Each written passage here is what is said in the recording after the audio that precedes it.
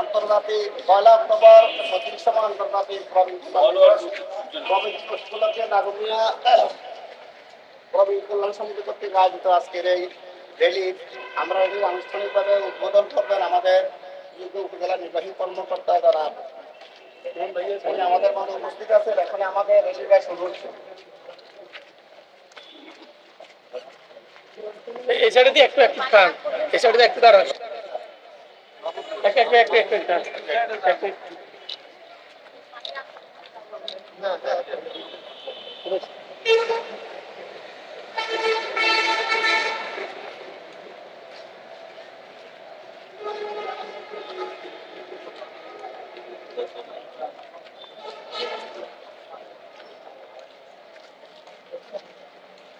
আমরা বেশি যাবো না।